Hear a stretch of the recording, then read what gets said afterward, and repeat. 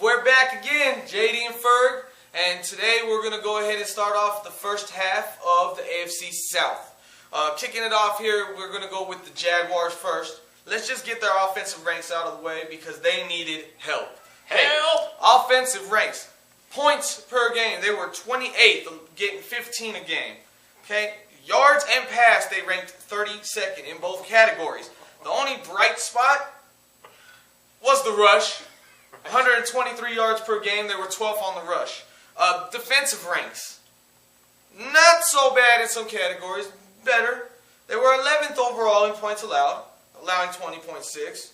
But when you're only scoring about 15.2, you're going to lose. You're going to lose. Yards. They were only allowing 313 yards total per game. That put them at 6th place. 8th against the pass, allowing 208. And then 9th in the rush, allowing 104. So their defense helped, just not enough for the offense to do anything about it. And then MJD wants a new contract, and they haven't gotten it to him yet. He's holding out right now. He's not showing up to mini camps. You don't have anything else. You got to get this guy a deal. Wide receivers, they did add Robinson. They added Lee Evans, which I think is more of a depth pickup. But what else do you think they need to do for this team this year? Sign Maurice Drew-Jones. And get the man a backup. For real. All right, let's start off with the touchdowns. Rushing, 9. Passing, 12. Punt, kick return. Goose egg. Defense. They can only help you so much. And boy, they tried because they got 4 touchdowns. Almost as much as your whole offense. And wow. You ended up getting 25 sacks while giving up a total of 37. But the good news is, turnover ratio was a positive 5. Nicely done. And like my man said, they picked up Laurent Robinson, Lee Evans. They also picked up Aaron Ross as a defensive back. Chad Henne as a backup quarterback. Okay. You lost Rashid Mathis as a defensive back. That's probably one I would have kept. I like that guy a lot. He did a lot of good defensive stuff back there last year. Because I'm telling you what, that guy, I saw him in getting quarterbacks, tackles for loss. This is one of those guys you needed to re-sign to. I'm not going to judge. Let's get down to the draft. Your number 1 pick in this year's draft was Justin Blackman. AA. Guy's a beast. Alcoholics Anonymous. Other than the drinking habit, this guy is a monster. I guess even in a bar, he's a monster too.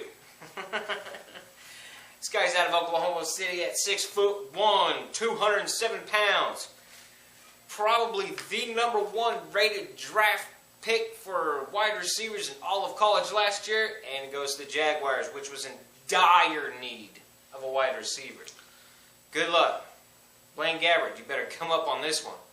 I know Maurice Drew-Jones is a great catcher, but you got to go to somebody else. Got to spread that ball out a little more. And bring Mercedes Lewis back, please. Can you throw him the ball a little more than you did last year? No joke. Man, the year before, the guy was making great catches. Fantastic tight end. Come on. Use him. Use what you got, Blaine. And their second-round pick, defensive side, Andre Branch. Defensive end, 6'4", 259, I want to say. This guy's out of Clemson. Monster. He was definitely one of my top 5 pass rushers from last year. And crazy enough, this guy has attributes where he can literally, I know he's a defensive end and they're usually pass rushing only. This guy has actually got awesome visual of the field while he's rushing the passer, and he realizes they hand it off, he reacts quickly, very quickly, more than most. This guy was definitely a top 5 in my defensive ends. This guy was very good at what he did. I liked this pickup a lot. They were damn good on defense last year. This is only going to enhance that in a great way. So, I'm going to stop with those two on their draft picks. They didn't need a wide receiver, defensive lineman, and an offensive lineman. They did not pick up an offensive lineman. Offensive lineman, where was your problems last year? Why are you not concentrating on this more? Blaine Gabbert took some shots last year. That entire offense was a problem last year, though. Yeah, it's true. Other than the running game, and when they were passing to Maurice Jones, which, God, I loved that guy in fantasy last year. Dang, that guy hooked it up for me. And that guy's going to hook it up again this year if they can get that man a deal. But, damn, come on, man. You've got to do better on this stuff. This offensive lineman. You've got to protect this guy. You know, you want to destroy a rookie, give him no offensive line. Yeah.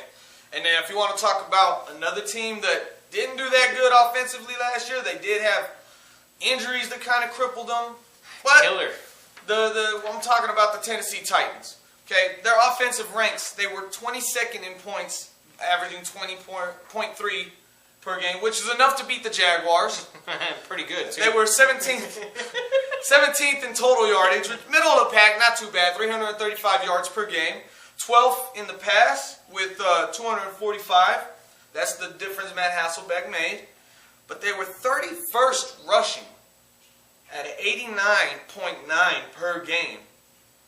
Will the real CJ2K please stand up? I was going to say, ask the question. Please ask this question. Now, granted, he is in training camp, something that he has not done in prior years. He's attended all the OTAs, all the mini camps so far, has not missed a day. From what I hear, he's one of the few players that's been there every single day. Granted, now he would actually lose money if he wasn't, so that might be an extra incentive and smart on you guys. But I have heard reports he's cut up and he's looking good. Fast, got that burst back. Let's see what happens. Defensive ranks. They were 8th in points, allowing only a 19.8. So, hey, guess what? Even though you're only scoring 20.3, you're doing enough to win some games there. 18th in total yards, allowing 355 yards. That's 20 yards more than what you're getting yourself, though. Moving on. 14th in the pass with 226. And they were 24th against the rush, allowing 128 yards per game on average. So, not horrible stats, but certain aspects that do need to improve drastically. What do you got for us? Man, Chris Johnson, all I got to say is, what the hell was your problem last year? You know, they got touchdowns, rushing, 8. Okay, this is Chris Johnson we're talking about here. Chris Johnson, 8 touchdowns. Really? Pathetic. Passing touchdowns. Rookie. I mean, well, they had, what's his face? God, why is this skipping? Jake Locker? Jake Locker, the rookie. Oh my God, this kid had a rough time to start off with. And again, offensive line did not help this guy whatsoever. You know, he ended up with total touchdowns for the whole team, ended up being 21. Yeah, he ended up with 8. Punt kick return, 0. Defensive, 0. Can we get some help somewhere? Jesus, all right. Now, it did help Matt Hasselbeck going into that offense. When Kenny Britt was healthy early in the year, I think it was 3 games that he played. Right. But those games, he was killing it. Him and Matt Hasselbeck had an immediate connection, and you were able to see that. So hopefully, with Kenny Britt coming back and with Kendall Wright being added to that roster, let's see. Magic might happen for that offense this year. I completely agree wholeheartedly. And I don't think there's a quarterback controversy at all. Because when the veteran was in there last year, he showed you what a veteran could do. When the rookie was in there, he showed you what a rookie can't do. But anyways, sacks got, 28. Sacks given, 24. Not bad. It's not a lot of sacks gotten, but at least you're getting more than you're giving up. And your turnover ratio, even on a team like this, a positive 1. It's not the greatest, but it's positive. It's better than breaking even. Right?